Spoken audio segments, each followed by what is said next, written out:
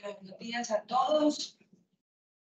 Los invitamos, si quieren, que nos hagamos un poquito más acá para que no quedemos por allá tan dispersos.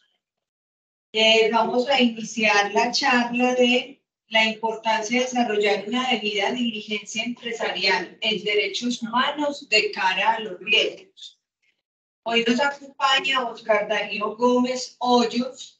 Él es comunicador social, periodista y abogado especializado en gerencia de la comunicación y magíster en desarrollo, y actualmente hace parte del equipo de la gerencia Direccionamiento en Sostenibilidad de EPM.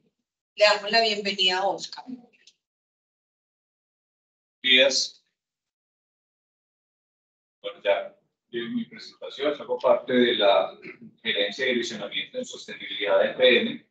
La gerencia de Direccionamiento en Sostenibilidad, para dar un poco de contexto, es el área de EPM que está encargada de acompañar el despliegue y la implementación del modelo de sostenibilidad que tenemos en la organización para EPM, pero que también cobija a todas las otras empresas del grupo EPM, que operan en Colombia o fuera de Colombia.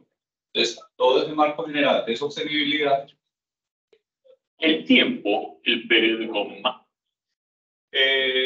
Todo ese marco de sostenibilidad comprende, digamos, la responsabilidad del tema que históricamente se ha conocido como responsabilidad social empresarial, que hoy es sostenibilidad, también la responsabilidad ambiental que hace parte de ese marco, y también lo que nos ocupa en estos 45 minutos, que es el respeto por los derechos humanos como parte del modelo de sostenibilidad. Este abordaje, digamos que no es caprichoso, es hoy una tendencia mundial. Y vamos a ver para iniciar justo un video que, digamos, lo que plantea es el marco internacional que está hoy referenciado sobre todo en un instrumento que se llama los Principios Rectores de Naciones Unidas, que establecen a nivel mundial para todas las empresas en todo el mundo ese modelo de gestión de derechos humanos, porque esto, digamos, ha sido un tema más o menos nuevo, más o menos emergente, más o menos porque, digamos, estos instrumentos de los que les hablo llevan por ahí unos 10, 12 años despedidos. Entonces, aunque no son tan nuevos, todavía las empresas apenas, y en países como el nuestro, apenas están empezando como en esa dinámica, aunque en Colombia ya tenemos un grado y un avance significativo. Y nosotros, digamos, desde el grupo EPM, estamos muy satisfechos con el avance que ha tenido, digamos, el punto en el que estamos, sin querer decir que no nos falta. Por supuesto que siempre hay retos, pero entonces los invito para que veamos este video, que es corto, dura unos 4 minutos, y a partir del video hagamos todo el despliegue.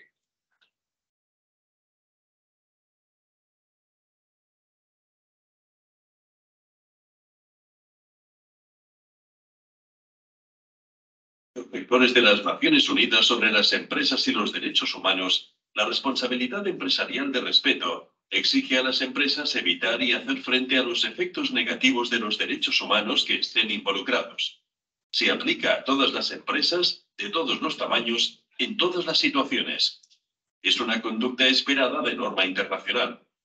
Con el fin de dar a conocer y demostrar que respetan los derechos humanos, las empresas deben implementar una política de compromiso de respetar los derechos humanos, un proceso continuo de diligencia debida de los derechos humanos, y procesos que permitan la remediación de los daños a los derechos humanos relacionados con la empresa.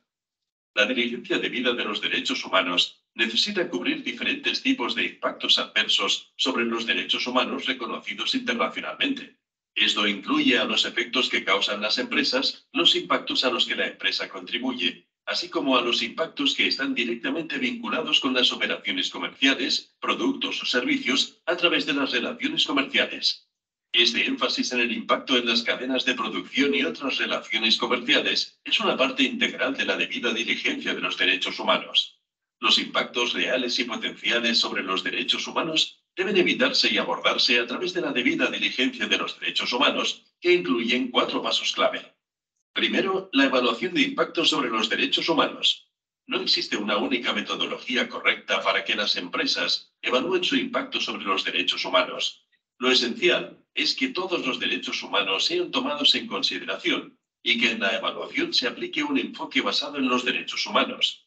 Las empresas pueden, por ejemplo, incorporar a los derechos humanos en la evaluación del impacto ambiental y social, o llevar a cabo evaluaciones que se centran exclusivamente en los derechos humanos.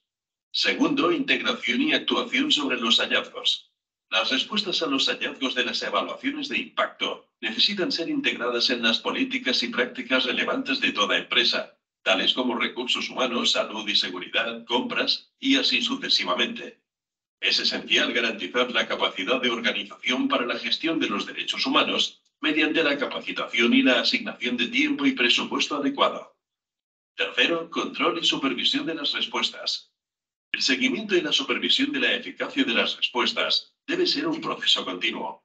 Es importante la participación de los titulares de los derechos afectados y otras partes interesadas. Por ejemplo, mediante el establecimiento de un equipo de supervisión en conjunto entre la comunidad y la empresa. Cuarto, la comunicación y presentación de informes. La información sobre los procesos de diligencia debida e impactos debe ser comunicada públicamente de manera que sean asequibles, proporcionando información suficiente y pertinente, y que no suponga riesgos para los titulares de derechos u otras personas, como los defensores de los derechos humanos, periodistas o sindicalistas. En resumen, la eficaz, constante y debida diligencia de los derechos humanos es la forma práctica para que las empresas puedan garantizar que se respeten los derechos humanos. Muy bien. Eso es, digamos, como la apertura para la conversación. Las empresas podemos generar impactos consciente o inconscientemente en derechos humanos. No es un asunto tan exótico, tan extraño como uno pensaría, porque seguramente a muchos gerentes le pasa todavía que en Colombia o en otras latitudes se hacen esta pregunta: ¿y nosotros qué tenemos que ver con derechos humanos? Que nosotros generamos empleo, digamos, a veces tenemos unos buenos impactos en el ambiente, en el ámbito social, en las prácticas ambientales, y entonces, ¿por qué tenemos que asumir una responsabilidad que no la ven muy asociada a nuestro negocio? Y la respuesta es: sí, se pueden generar impactos de una manera inconsciente, a veces pueden ser conscientes. Y hay casos en la historia de Colombia de la conciencia de esos impactos. Por ejemplo, hay una sentencia contra una empresa que se llama Chiquita Brands, seguramente la habrán en Urabá. Chiquita Brands, pues ya es una sentencia en firme de un juzgado norteamericano, la empresa norteamericana, y por eso la juzgaron en Norteamérica, porque entregó recursos para grupos paramilitares en Urabá. Y eso, digamos, por supuesto, generó unas consecuencias de victimización de la población civil. Eso es un asunto de derechos humanos y le generó esta sentencia Chiquita Brands. Pero hay otros asuntos que pueden ser no tan evidentes, ¿cierto? No tan, pues porque Chiquita Brands no tiene ahí cómo defenderse. Al fin y al cabo le está entregando recursos a un actor ilegal, que está armado, ¿cierto? Eso, digamos, ahí es poca la probabilidad de no defenderse diciendo que era que no sabía para qué estaban destinados los recursos. Pero puede haber impactos inconscientes. Por ejemplo, la forma en que usted engancha su personal en una empresa, ¿cierto? Hay temas que usted tiene que, como empresa, soportar ante una acusación potencial que le haga a cualquier persona que participe en un proceso de selección, por ejemplo, de vulneración de derechos por discriminación. ¿Sí? Supongamos que hay un proceso de selección en su empresa y se presentan, póngale todo lo que quieran con toda la diversidad que manejamos en Colombia. Pues póngale que se presente una persona, por ejemplo, de raza negra, póngale que se presente una mujer, que se presente un hombre, que se presente una persona practicante de una religión distinta, la católica, en fin, toda esa diversidad. En potencia, pues seguramente cuando se hace el proceso de elección, yo debo de tener todos los soportes, que es lo que voy a evaluar, los perfiles del cargo, etcétera, y debo, digamos, con eso soportar la decisión. Pero cualquiera, potencialmente hablando, cualquiera de esos en algún momento puede sentir que hubo una práctica discriminatoria. La mujer, porque, pues, yo, claro, estaba de antemano decidido que este trabajo iba para un hombre. El de raza negra, por alguna razón similar, ¿cierto? No es que aquí discriminan racialmente. O el de la religión, póngale cualquier otra situación. El asunto es que la empresa esté tranquila con todos los soportes necesarios para poder entregar las respuestas necesarias cuando eso suceda, ¿cierto? Si no es que yo hice un proceso, tenía unas competencias que debía medir y ese fue el resultado y esta fue la persona que más se acomodó. Pero puede suceder que eso no sea así tan juicioso y que efectivamente se dé una práctica de discriminación, que eso es un tema de vulneración de derechos humanos, ¿cierto? Entonces, en resumen, las empresas sí podemos causar impactos negativos. La forma en que usted, por ejemplo, contrata con terceros, la forma en que usted maneja, por ejemplo, los fluidos de sus procesos industriales, si eso genera contaminación, eso también se puede convertir en una vulneración a un medio ambiente sano, que es uno de los derechos humanos, que está consagrado pues, en la Carta Universal. Y con esa claridad, o sea, esa respuesta ya está resuelta, incluso no la estamos resolviendo nosotros acá, esa pregunta ya se resolvió desde el seno de Naciones Unidas. Entonces, ya es inútil uno discutir eso porque es un asunto que ya está dado en la agenda mundial.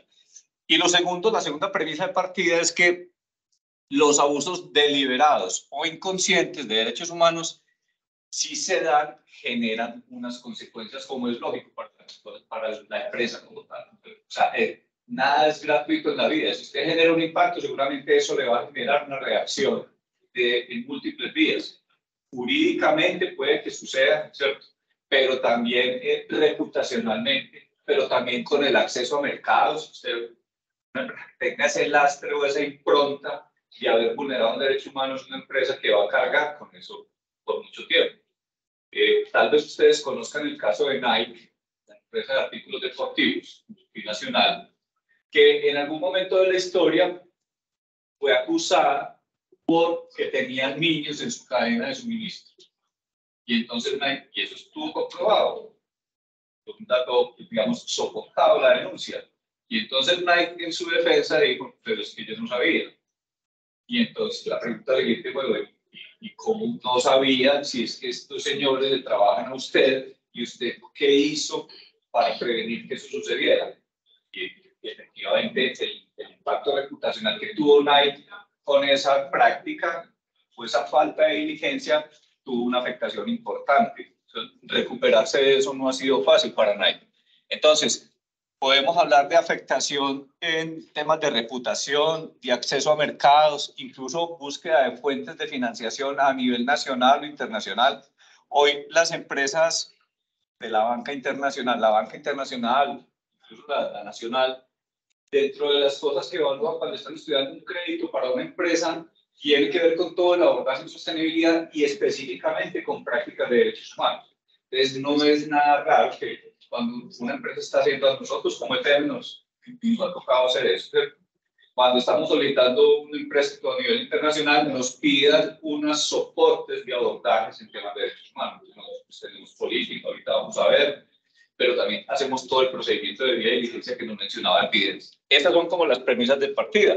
Y esta frase que es del Pacto Global, pues es importante también tenerla a nivel como de principio. Lo que dice el Pacto Global es, sin respetar los derechos humanos no podremos alcanzar un planeta y sociedades más inclusivas y sostenibles. Estamos, acuérdense, hablando de los Objetivos de Desarrollo Sostenible 2030, que es un compromiso que también tenemos todas las empresas.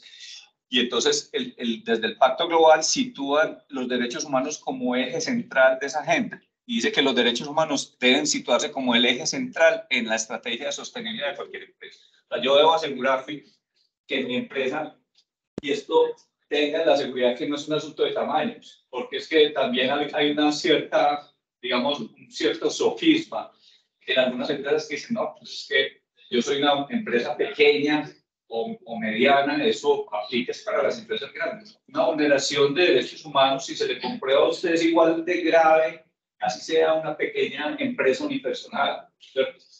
Y por supuesto que entre más crezca, mayor potencia puede tener el impacto que tiene.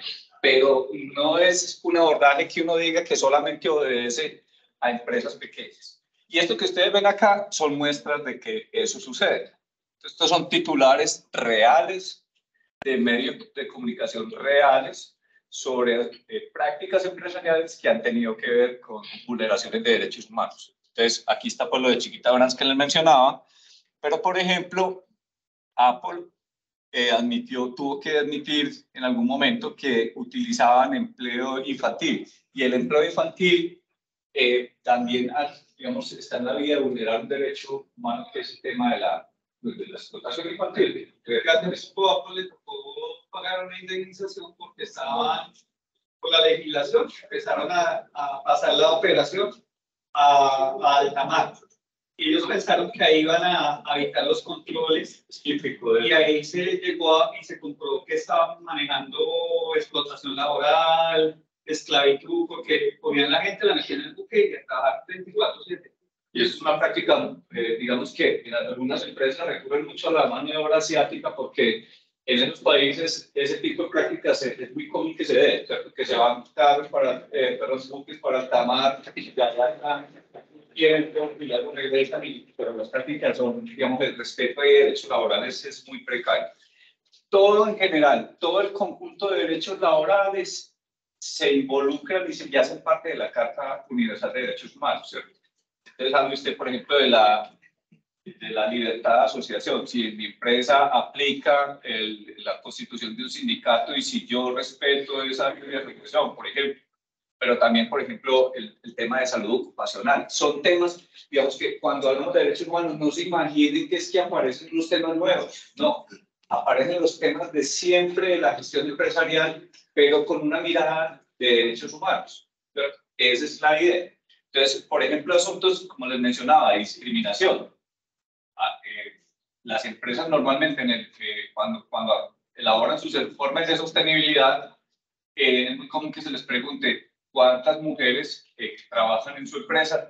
Si una mujer ocupa un cargo y un hombre ocupa el mismo cargo, ¿los salarios son iguales o hay diferencia por género? Por ejemplo, ¿cuántas mujeres hacen parte de su organigrama en cargos directivos? Esas son las preguntas que se hacen hoy en todo el mundo para llegar a la evaluación de qué tan respetuosa es la gestión de estos temas en las empresas.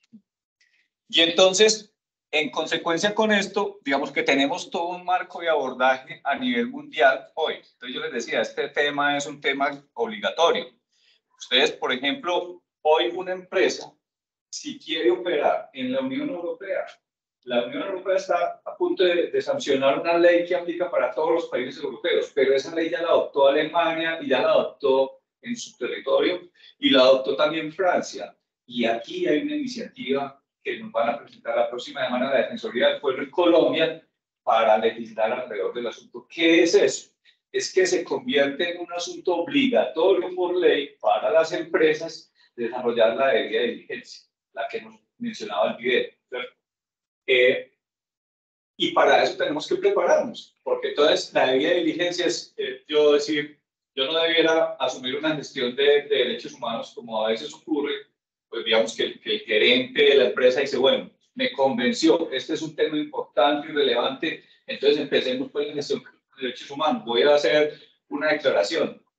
Digamos que ese es el principio equivocado. El principio con el procedimiento de la debida diligencia es usted primero evalúe cuáles son los derechos humanos pertinentes para lo que usted hace, para los servicios que usted presta, para su realidad de empleabilidad, ¿cierto? Para el contexto en el que usted trabaja. Identifique las criticidades, porque es que los derechos humanos, pues hay la Declaración Universal, son 30 derechos, pero a esa declaración se le suman un montón de pactos, convenios y protocolos que tienen alcance internacional y que son obligatorios.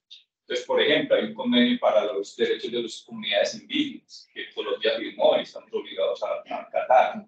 Pero hay un convenio para los derechos de niños, niñas, adolescentes, hay otro para los derechos de las mujeres, hay otros para los derechos laborales. Entonces, eso ya se vuelve un universo grande, gigante, y entonces ahí se vuelve compleja la cosa. Lo que debiera hacer una empresa siempre como primer paso, cuando ya tiene la decisión tomada, es evaluar, buscar un acompañamiento para evaluar cuáles de esos riesgos son pertinentes en el ejercicio de la operación que tiene como empresa y en ese ejercicio va, digamos, a tomarse en cuenta el tema, la metodología de riesgos para yo identificar, según la probabilidad y el impacto, cuáles son los riesgos prioritarios para yo abordar. Y ahí sí podemos hablar entonces, cuando yo tenga esa claridad, y empieza a diseñar acciones concretas para abordarlos cada uno, ahí sí puedo decir que estoy haciendo una gestión de derechos humanos. Entonces, todas estas iniciativas que están acá, digamos que todas son de alcance internacional.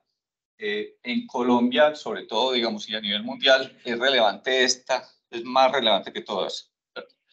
Pero está el Pacto Global, la ISO 26000, que es una norma guía de la ISO para responsabilidad social empresarial, el tema de, por ejemplo, el indicador de Dow Jones, pero esta, que son los principios rectores sobre empresas y derechos humanos, es la fundamental, porque es la que marca el camino de lo que Naciones Unidas ha denominado el marco en empresas y derechos humanos, que es este.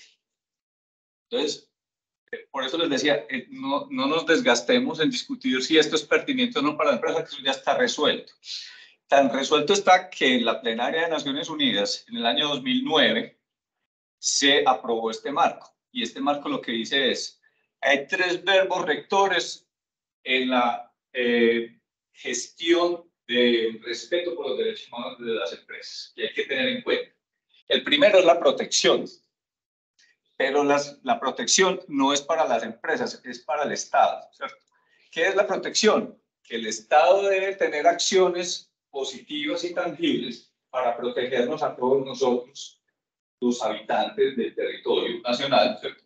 Para que no nos sean vulnerados derechos humanos. Entonces, todo el tema de la normatividad, por ejemplo, pedir leyes que protegen los derechos, pero también tener todo el aparato judicial al servicio de eso, pero también es lo que llamamos hoy Colombia el Ministerio Público, que es la Defensoría del Pueblo, la Procuraduría, para garantizar los derechos a todas las personas que están en el territorio.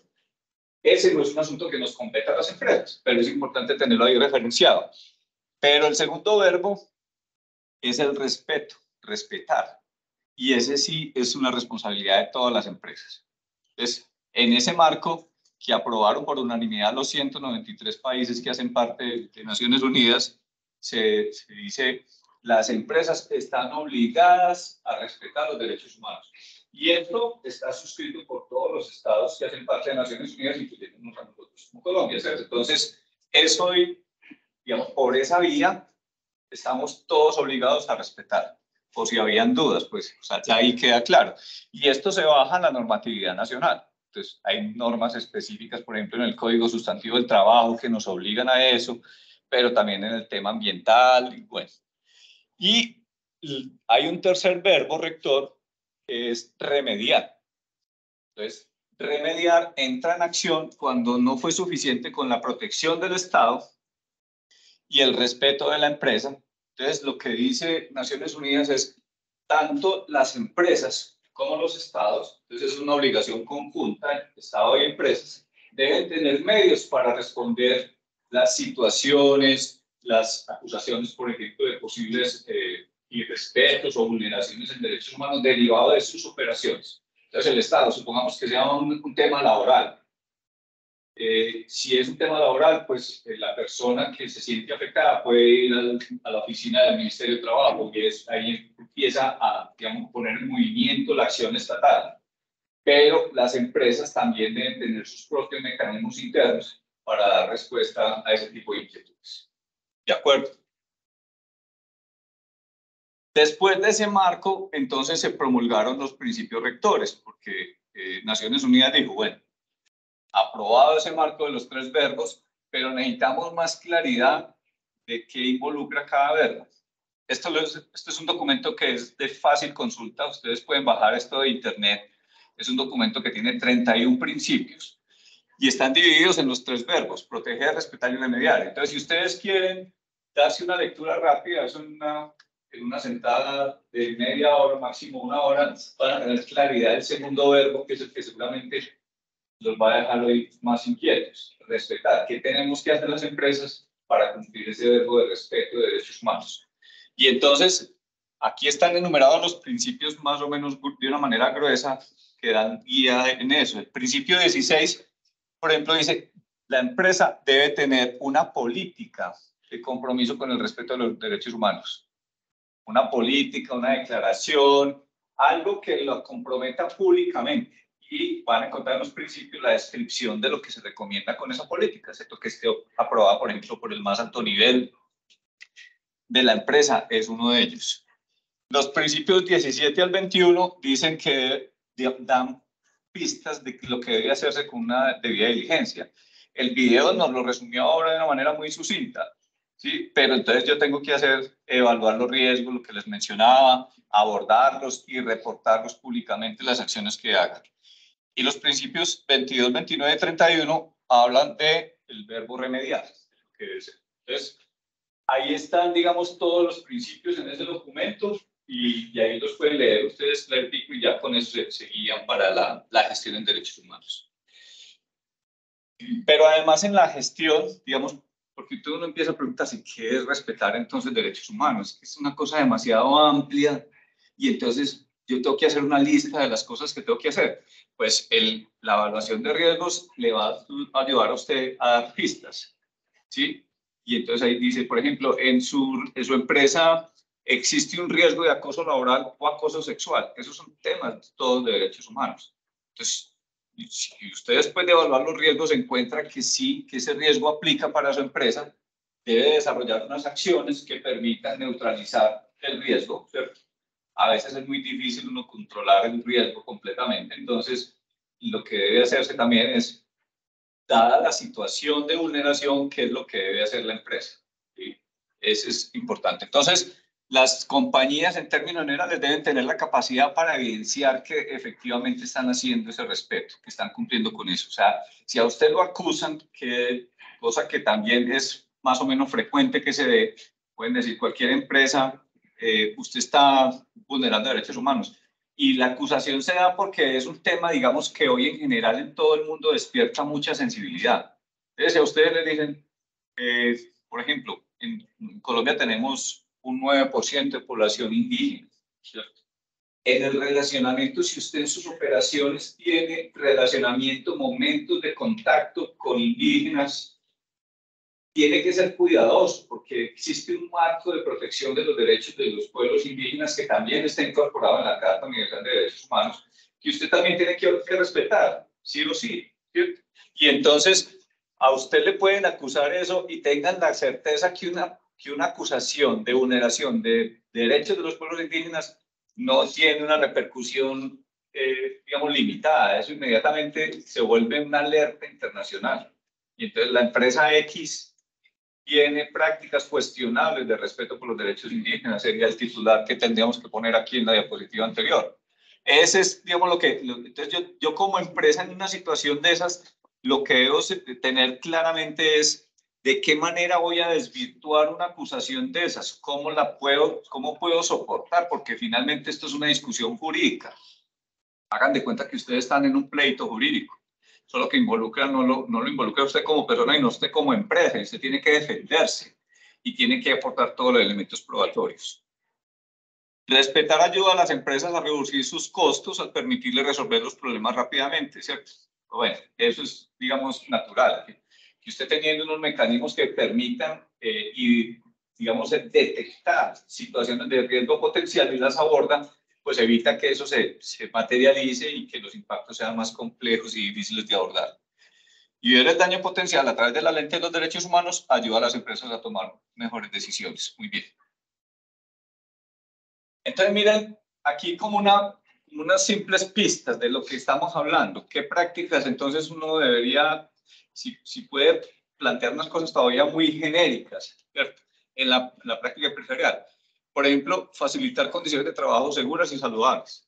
Si un trabajador de ustedes se accidenta en el horario laboral, ¿cierto? Puede haber múltiples causas de eso, pero si le llega a comprobar, por ejemplo, que el trabajador no tenía la dotación necesaria o la capacitación necesaria para el trabajo, eso se convierte inmediatamente en un tema de derechos humanos. Y usted no hizo las acciones que le correspondían como empresa. Garantizar la libertad de asociación, ya lo había mencionado, la no discriminación también, garantizar que no se emplee directa o indirectamente mano de obra ni forzosa ni infantil, ¿cierto? Bueno, nosotros hoy tenemos una realidad y es que ha venido mucha población venezolana acá y esa población venezolana está dispuesta con las necesidades y las afugias que padecen, están dispuestas a trabajar por lo que sea. Y algunas empresas sí han aprovechado eso. Y esto se convierte en prácticas de trabajo que son vulneratorias. Evitar, bueno, esto para empresas como la nuestra, en las que a veces temas de protesta social se pueden convertir en asuntos complejos, no criminalizar, porque el derecho a la protesta es un derecho constitucional en nuestro país. Identificar potenciales impactos en las operaciones frente a las comunidades. Son como ejemplos, pues, y todavía de una manera muy general. Bueno, esto ya lo había mencionado, qué es lo que hay hoy en el contexto mundial. Voy a pasar a la siguiente para que nos dé el tiempo. Y entonces, en este último bloque, hablar de lo que hacemos en EPM, ¿cierto? Y en general en el grupo, porque como les mencioné al principio, nuestra gerencia de direccionamiento y sostenibilidad, pues, cobija todas las prácticas de EPM, pero también de todas las otras empresas que hacen parte del grupo, incluyendo las que están en nuestro país, en otras regiones. Entonces, nosotros hacemos un ejercicio que llamamos de materialidad, y ese ejercicio básicamente consiste en definir una agenda de temas críticos y prioritarios en todo el abordaje de nuestro compromiso con la sostenibilidad. Y esto incluye consulta a nuestros grupos de interés. Pues sí, consultamos a nuestros trabajadores, a nuestras comunidades, a nuestros clientes, a nuestros proveedores y contratistas. Y al final se define la agenda de los temas. Esto lo hacemos cada 3 años. Esta es la agenda actual, ¿cierto? Y va hasta el 2025. Y entonces lo que quería mostrar es que este tema de derechos humanos aparece en esa priorización. O sea, que ya desde ahí se empieza a evidenciar la necesidad del grupo en abordarlo. Y así lo definimos nosotros. Entonces, básicamente, con este abordaje, EPM dice que asume el compromiso por el respeto de los derechos humanos en el relacionamiento con todos sus grupos de interés, tanto en las operaciones propias, y esto es muy importante, tanto en lo que yo hago directamente con mi fuerza laboral, como en las que realizan terceros en desarrollo de actividades derivadas de un acuerdo suscrito con la organización. Contratistas, leas. Entonces, si yo tengo empresas que tienen un contrato conmigo, debo también buscar la forma en que este compromiso se despliegue y se aterrice desde esas prácticas. Porque cualquier práctica de un contratista de EPM que tenga consecuencias en temas de derechos humanos, por supuesto que nos involucra a nosotros. Ahorita les hablo del mecanismo que tenemos para las quejas y reclamos asociadas a las conductas de los contratistas en temas de derechos humanos, pero les puedo adelantar, nosotros tenemos quejas permanentemente.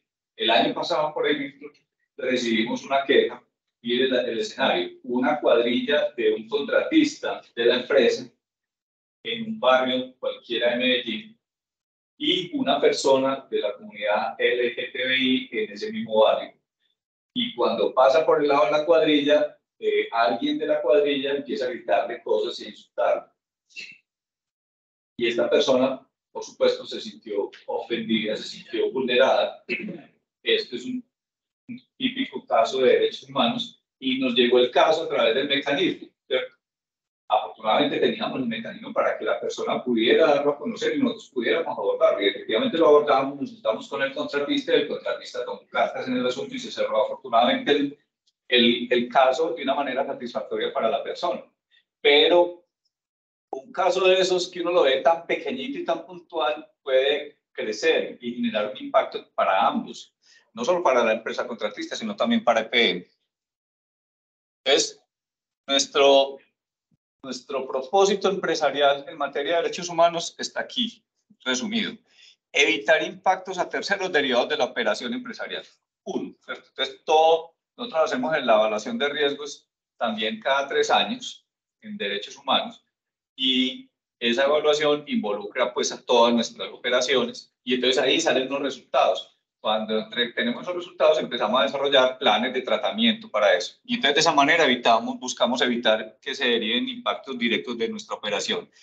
Pero después aparece el tema de las afectaciones que nosotros podamos recibir por acusaciones infundadas. Porque como les decía, esto es un tema que a veces se politiza, tiende a politizarse y a veces hay organizaciones sociales pro defensa de derechos humanos que hacen acusaciones que no, digamos que no están fundadas, pero que están encaminadas a generar impactos en la reputación, como lo decíamos al principio. Entonces, ahí, digamos, está el segundo foco de trabajo de la empresa, blindar a la empresa para que ese tipo de impactos no se materialice. Y lo tercero es que desarrollamos prácticas para evitar que se den percepciones, o sea, que la gente entienda, que la sociedad en general entienda que estamos coadyuvando o colaborando con el impacto que producen terceros. ¿Cuáles son los terceros? Ya lo habíamos dicho, nuestras empresas contratistas con las que tenemos un contrato vigente para la prestación de un servicio o producto. Entonces, esa es toda la gestión y esto es lo que nosotros hacemos. Evaluamos los riesgos, desarrollamos los planes de tratamiento, tenemos una política, unos programas de formación y sensibilización, digamos, como estos espacios hacen parte de ese punto, y finalmente un mecanismo de quejas y reclamos. Y hablemos ya para ir cerrando de ese mecanismo de quejas y reclamos. Entonces, el mecanismo de quejas y reclamos es un elemento central de la implementación del marco de Naciones Unidas. ¿Recuerdan cuando decíamos, se acuerdan los verbos, los 3 verbos, ¿cierto? ¿En qué verbo está el mecanismo? Remediar. Entonces, para remediar necesitamos tener como antenas y además de antenas, digamos, mecanismos que permitan a que la persona que tenga un conocimiento, que se sienta vulnerable, como el caso que les mencioné antes, pueda reportarlo a la empresa para que la empresa lo aborde. Hoy nosotros estamos recibiendo pues permanentemente quejas y reclamos y entonces eso activa un comité de abordaje. En ese comité de abordaje que lo coordinamos pues con la Unidad de Diversidad y Desarrollo de Proveedores, hacemos como todo el seguimiento, se convoca al contratista para que dé su versión y al final se llega a una conclusión para buscar, digamos, o neutralizar el riesgo si no se ha producido o remediar la situación si ya se produjo. Contribuye entonces a monitorear todos esos casos, retroalimenta la interacción de la empresa con su grupo de interés y es un instrumento complementario a los mecanismos judiciales que le habíamos dicho antes. Entonces, el mecanismo atiende incidentes de derechos humanos de empleados de contratistas que tienen contrato vigente con EPM o con las filiales en general. Este mismo mecanismo también, digamos, se maneja en cada una de las empresas de una manera autónoma, pero bajo nuestra supervisión. Y entonces estos son pues los tipos de contratos de nuestros contratistas que cubren. Entonces, cualquier mala práctica, imagínense cualquier asunto, supongamos lo de la persona de la comunidad LGTBI, o supongamos que alguien ve a un contratista que está empleando mano de obra infantil. Entonces, ahí tiene cómo denunciar el asunto.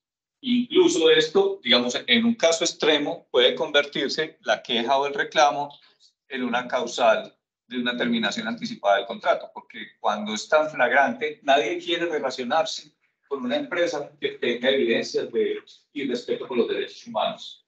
Les cuento un caso resumido rapidito. En el proyecto Ituango existe pues un movimiento opositor al proyecto y en algún momento dijo el proyecto está vulnerando derechos con las comunidades y con los trabajadores, con los contratistas. Y teníamos dos proveedores de fuera del país, dos proveedores suecos, y llegó a oír uno de estos proveedores suecos. Imaginen lo que significa para un proveedor entregarle bienes y maquinaria a un proyecto como Ituango. Eso es un contrato significativo, estamos hablando pues, de cualquier asunto menor. Fue tal la preocupación que desató en esos proveedores que tuvimos que traer una comisión desde Suecia de las dos empresas para que visitaran el proyecto y para nosotros dejarlos tranquilos y dándoles evidencias de lo que estábamos haciendo en temas de derechos humanos. Ya después de la visita ellos quedaron tranquilos, pero en principio estaban dispuestos a renunciar al contrato que tenían con el proyecto porque no querían verse involucrados en asuntos de derechos humanos. ¿Sí? De ese tamaño hoy son las reflexiones a nivel empresarial. Entonces, estas son las tipologías de quejas que nosotros recibimos en nuestro mecanismo. Es importante que las conozcan. Por ejemplo, temas de obligaciones laborales y seguridad social. Y esto le hacemos un seguimiento en la interventoría permanente, pero en cualquier caso, por ejemplo, puede darse que una persona llame a nuestro mecanismo y diga es que me están acosando laboralmente en esta empresa. Nosotros no vamos a resolver el problema porque es un asunto de resorte de la empresa, Pero lo que sí podemos hacer, y es lo que hacemos, es que como existe un marco jurídico de la relación contractual en la que el respeto de los derechos humanos es una parte fundamental, entonces podemos llamar a nuestro contratista y decirle, ¿qué está pasando acá? ¿Cierto? Lo mismo que hicieron los de Suecia con nosotros. ¿Qué está pasando? Porque nosotros no queremos tener relaciones con una empresa que esté cuestionada en este sentido. Lo otro son la tipología de bienestar laboral, de trabajo infantil, discriminación y relacionamiento con los subgrupos étnicos. Eso es lo que tenemos hoy. Finalizando ya, esta es la última parte. Está nuestra política, no la voy a leer toda, esto va a quedar en las memorias, pero van a ver ahí el compromiso que tenemos nosotros de respeto por los derechos humanos y si le das un doble clic, por favor, vemos los lineamientos que acompañan la política. Estos son 9 disposiciones complementarias a la política que ponen la lupa sobre asuntos particulares que son muy importantes para nosotros.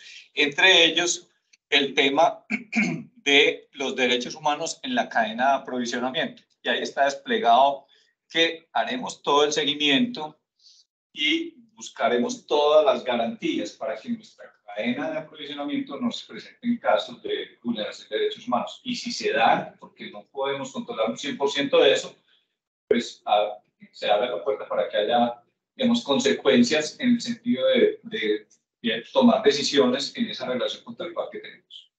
Lo que eso es pues como la presentación toda completa que quería compartirles. No sé si hayan inquietudes y si no ya... Cuando hay una relación ya alrededor de EPM, en el marco de estar ahí en la documentación y todo, este proceso se hace claro de expresarle esa política al oferente o al proveedor. ¿Alguien de ustedes quisiera...? Sí, digamos que hay varios momentos de hacer visible el compromiso que tenemos en materia de derechos humanos y de promoverlos a ustedes como proveedores y contratistas. El primero es cuando ustedes se registran en el registro de proveedores y contratistas. En arriba hay una pregunta y es la de la aceptación del manual de conducta de proveedores y contratistas. El manual de conducta tiene 5 o 6 capítulos, donde uno de ellos es precisamente el respeto por los derechos humanos. Otro, digamos que cuando ustedes, si observan las condiciones generales de contratación, no solamente del PEME, sino de las filiales del grupo EPM, tenemos también, primero, digamos que visibiliza las políticas que para la empresa son importantes. La política de sostenibilidad, la política de derechos humanos, salud y seguridad en el trabajo, etc. Ahí, digamos que es una forma también de hacerles visibles a ustedes que nos interesa no solamente a nosotros comprometernos con ese tema, sino que a su vez ustedes también como lo practiquen dentro de sus organizaciones. Y otra acción, digamos, un poco más, ahí sí ya más, que se puede decir coercitiva, tiene que ver las cláusulas de eliminación de ofertas o de terminación anticipada. Nosotros tenemos también, digamos que las otras son para promover, pero pues no servimos nada, no hacemos nada si solo promovemos y si nos damos cuenta de alguna acción, no tenemos mecanismos para tomar decisiones cuando las consecuencias son muy gravosas. Entonces tenemos, digamos que unas cláusulas de eliminación de ofertas y de terminación anticipada cuando llegamos a evidenciar que en efecto hay un incumplimiento a esos compromisos de conducta y pues que derivado de un análisis de riesgos, en efecto, pues la consecuencia más grave puede ser, en efecto, declarar, pues, terminar de anticipados contratos si ya está en ejecución o si está en momento de evaluación de ofertas, digamos que eliminar la misma. Entonces, esos por ahora son los mecanismos que tenemos. Ahora tenemos otros mecanismos de control, como ahorita Oscar lo exponía, que es el mecanismo pues, de quejas y reclamos que está atento a derechos humanos y por medio de contacto transparente.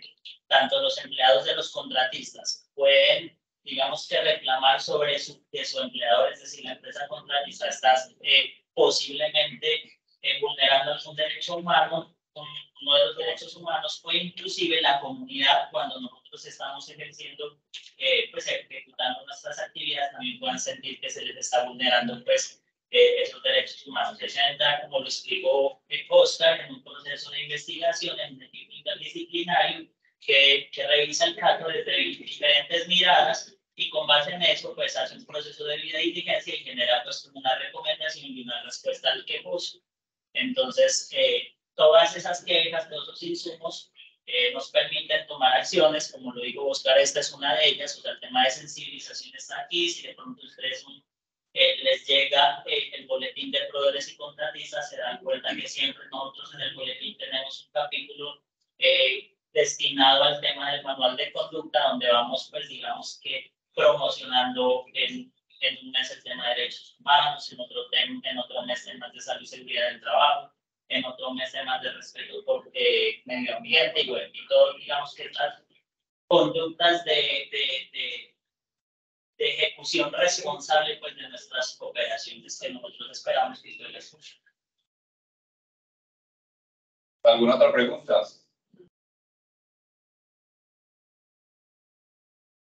Muchas gracias.